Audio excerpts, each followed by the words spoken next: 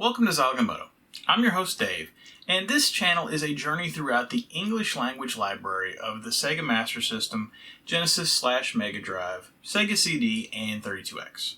Since that English language qualifier includes games from all over the world, and not just the United States, that means this library consists of about 1,275 titles, and my goal is to look at each and every one of those games. Whether it's an all-time classic like the original Sonic the Hedgehog for the Genesis that I looked at back in episode 100, or broken shovelware like we looked at last week in TNN Outdoors Bass Tournament 96.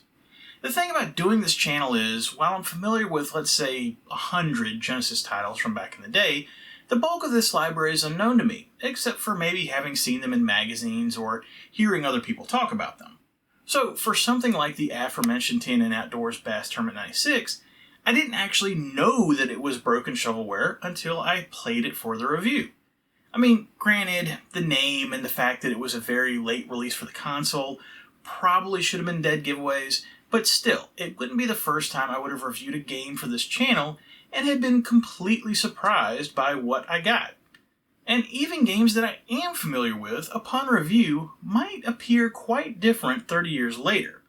The point is, every week on Zilog and Moto, it's a bit of an adventure for me to review these games, and if you're a fan of retro games, I'd recommend subscribing to go on this adventure with me, as there's still a very long way to go. Some of the stops on this journey involve reviewing games that are part of a series. For games like that, I try to space them about 100 episodes apart, just to keep things fresh on the channel. I mean, come on, who wants to see 3 FIFA reviews in a row? Although, come to think of it, I haven't done any of the FIFA titles yet. I'll have to get on that. Anyway, today's game is yet another that's part of a series in King of the Monsters 2, the sequel to King of the Monsters that I reviewed back in episode 30. If you're not familiar with the King of the Monsters series, the game started out as releases in the arcades and at home on the Neo Geo, with the first game making its debut in February of 1991, and then King of the Monsters 2 appearing just over a year later in early summer of 1992.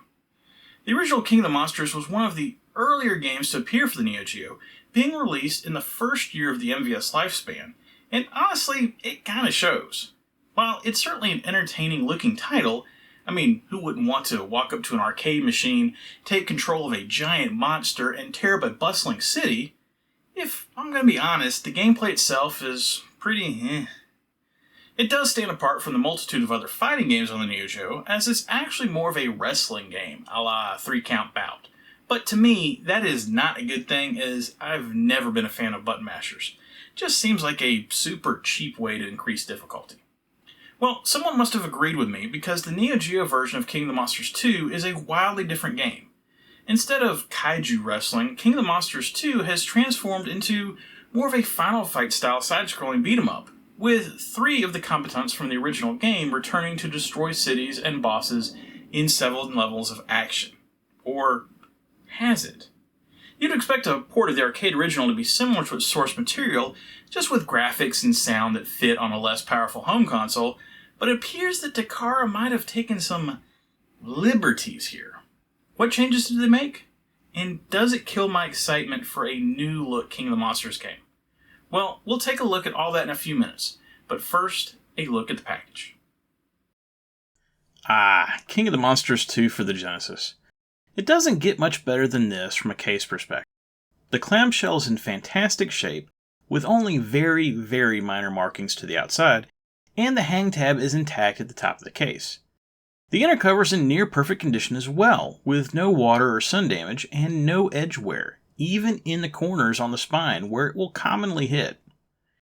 As far as the front cover is concerned, the artwork is pulled straight from the cover art for the Neo Geo version, although with a slight twist, as the logo is from the Japanese version of the game rather than the English version that was used for the United States and Europe. And honestly, the original logo looks a lot better, so I can see why Takara went with it. But also, I'm a bit confused as to why SNK changed the logo for the English Neo Geo version to begin with. Moving on, the game also has a VRC rating of MA13, which is probably a bit overkill for this game, but I think at the time it was more of a badge of honor to try to get kids to think it was cool, than actually covering for the violence in the game. Flipping over to the rear cover, and ooh, this is a bit rough. First off, the screenshots on the right-hand side, while I love that they included 5 of them, they all look like absolute trash. Seriously, it looks like they had someone play the game, record all the footage to a VCR tape, and then play that tape back and pause it to get these captures.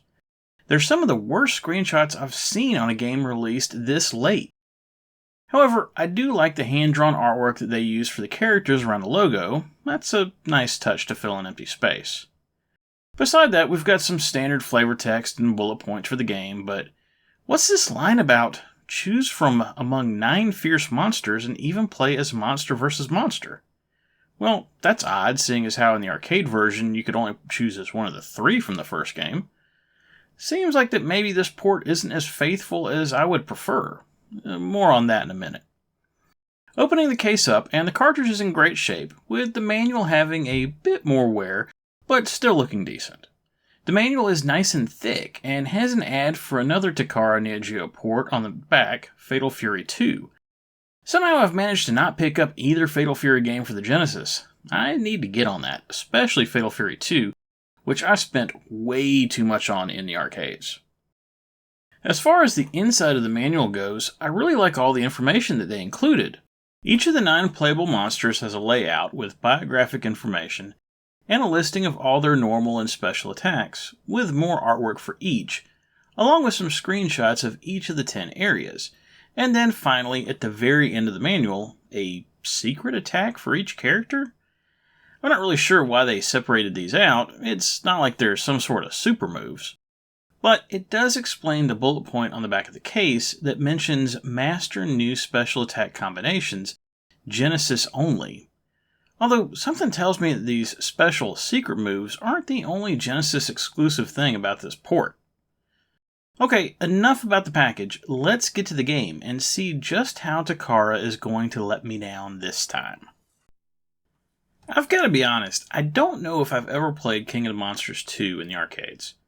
I definitely played the first one, and with it being similar to 3 Count Bout like I mentioned before, it just left me pretty meh, so I had no reason to ever go and take a look at the second game, especially since usually there was a game I was a lot more interested in located in the same cabinet. Perhaps something like Fatal Fury Special, Samurai Showdown, or maybe one of the Sengoku games. As a result, when I started to research the original Neo Geo release of the game, as a base to compare the Genesis port to, I was shocked to see a game that somewhat resembled the first title, but had been turned into something else entirely, a side-scrolling beat-em-up. As I alluded to earlier, I'd always enjoyed the concept of the first game. Being able to take control of a giant monster, destroy a detailed, bustling city to grab power-ups, all while throwing down with another titan, is a great concept for a game. The problem was, I just didn't enjoy how the game played, as the combat system left a bit to be desired, at least for me, as I was never really a fan of the pro wrestling games like the King of the Monsters tried to emulate. So, when I found out that the Neo Geo version of King of Monsters 2 had ditched the pro wrestling style of the first game, and instead shifted into something that was more akin to Streets of Rage, but that still allowed you to control giant monsters and destroy various cities, while taking out smaller monsters and army vehicles, before an eventual end-of-level showdown with someone your own size, I was all about it.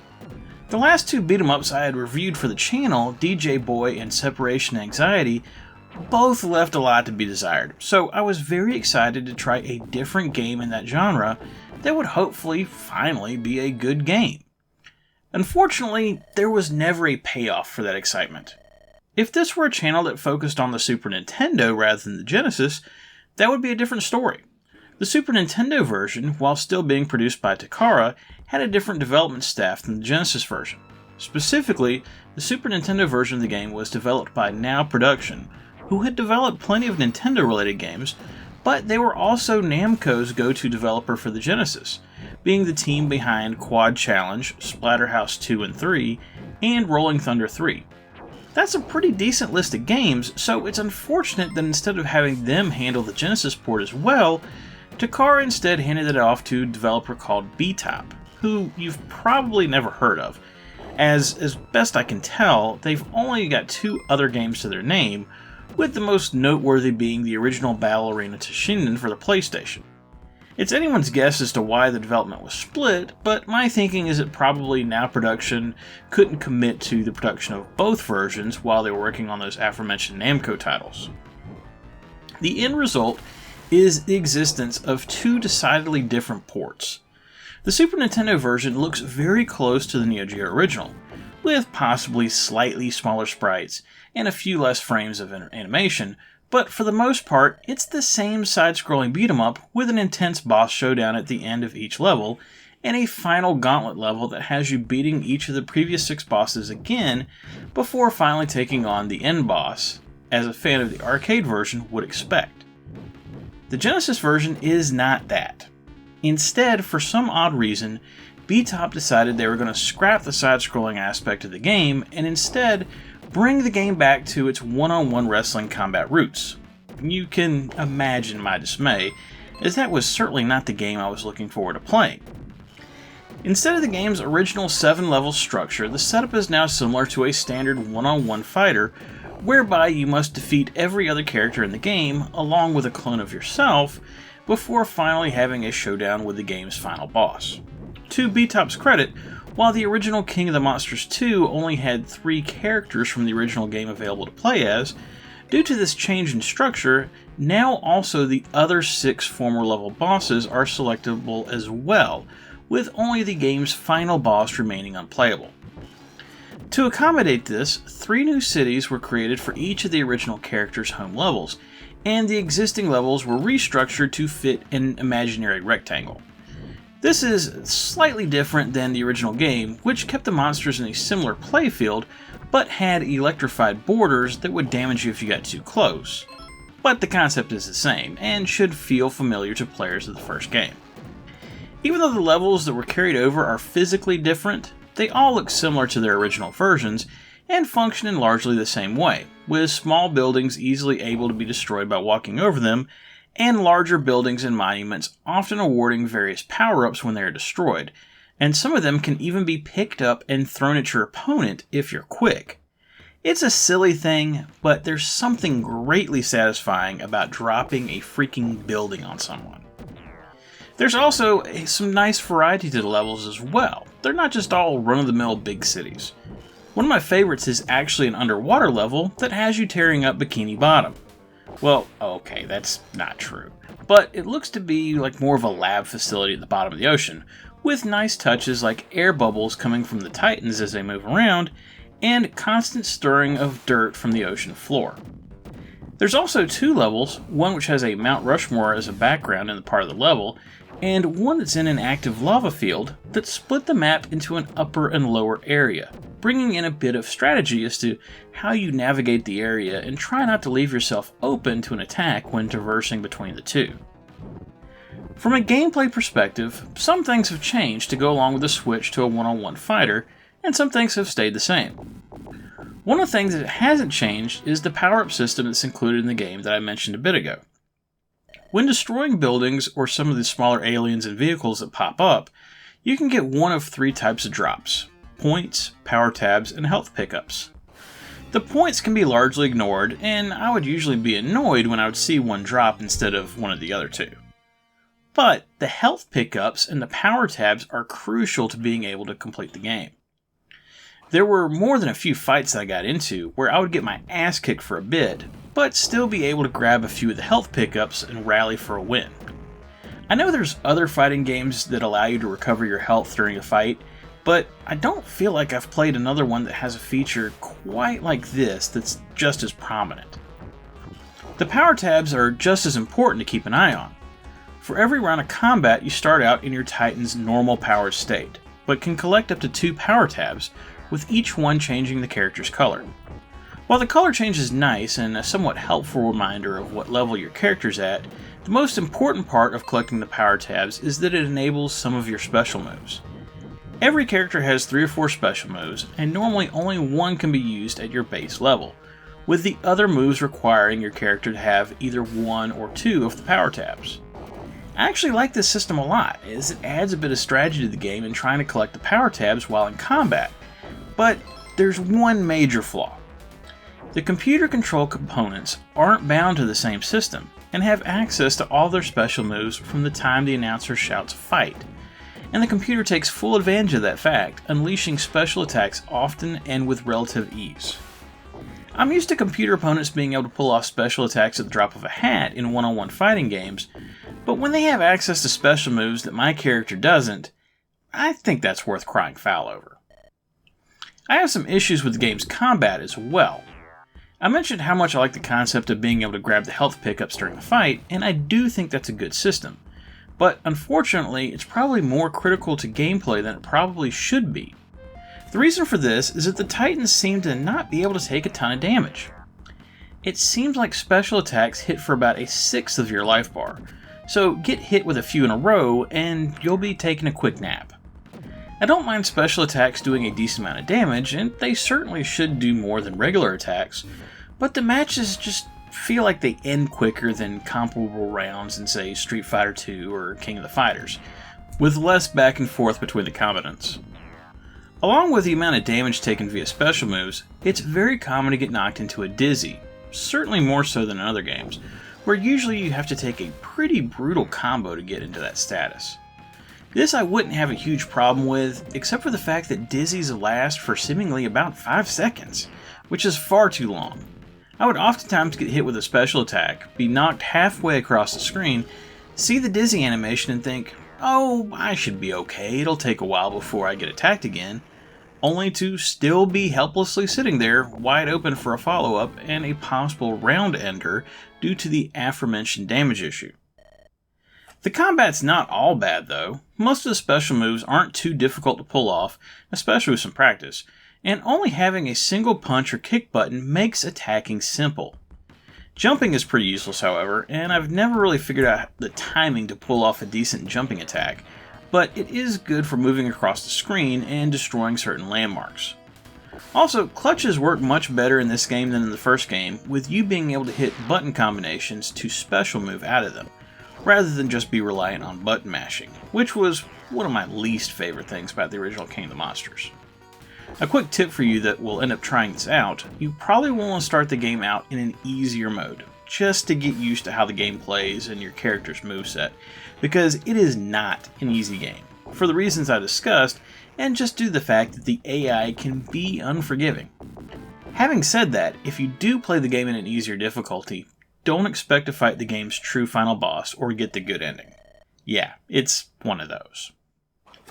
As much as I don't like how the game was modified from its original form into a one-on-one fighter, I must say, B-Top did a great job with the graphics, and those screenshots I complained about on the back of the box do this game a great disservice. They're certainly not as good as the Neo Geo or the SNES versions, as you would expect, but for a Genesis title, this game looks fantastic, with lots of nice detail in the backgrounds and plenty of color all over. The main concessions are slightly smaller sprites for your Titans and fewer frames of animation, but once the action gets going, I doubt you'll notice it too much. The audio, unfortunately, didn't get the same treatment as the graphics, with the soundtrack to the game being especially poor. Some levels fare better than others, but honestly, the only background music that I would classify as good is the track used for the game's intro. I actually think they did a better job with the sound effects, which still aren't great, but they are at least competent, match the action well, and surprisingly sound much better than the ones included in the Super Nintendo version. All told, King of the Monsters 2 for the Genesis is a frustrating title. Changing the game style from a side-scrolling beat-em-up to back to more of a one-on-one wrestling title was a huge disappointment for me. But I must say, I think that they pulled off a balanced set of fighters using the bosses from the arcade version, and each of the Titans in the game is incredibly unique, along with some nice variety to the backgrounds of the levels. However, even though the gameplay is improved from the first game, it's still a bit clunky, and the music is pretty bad, especially for a 1994 release and a 16 megabit cartridge. As a result, I'm giving King of the Monsters 2 2 stars, just like the first game. It's certainly a better game than the original, but I still think it's only for die-hard fighting game fans or SNK obsessives who just have to play anything Neo Geo related. And that was King of the Monsters 2 for the Genesis. I want to be clear, I can tell this game had some hard work put into it, but there was just no way after seeing the arcade and Super Nintendo versions of the game that I was going to be happy with how this turned out. It does have its moments, and there are things I like about it, but it's like going to a car dealership to pick up a nice-looking used car, and when you get there, you find out that the transmission is shot and there's a weird stain in the backseat. The upshot is, I think I'll be tracking this one down the next time I'm at Galloping Ghost, as I'm really interested in playing the original version. Next week on Zilog and Moto, we'll be sticking with the Genesis, but don't worry, I do have a special Master System game planned before the end of the month, so I'm not completely ignoring the other consoles. For next review though, it's a very important game in the history of video games, as it's the first game in a series that is still seeing yearly sequels to this day. And earlier this year, the 29th game in the series hit the market. Now, that makes me feel old. I remember when this game first came out, and while I enjoyed playing it with friends at the time, there's no way I could have known that it would still be around in 2021. I'll definitely be interested to see how well it's held up. Please remember to subscribe if you like this video, and remember, whatever you like to play, have fun, and be excellent to each other. Later.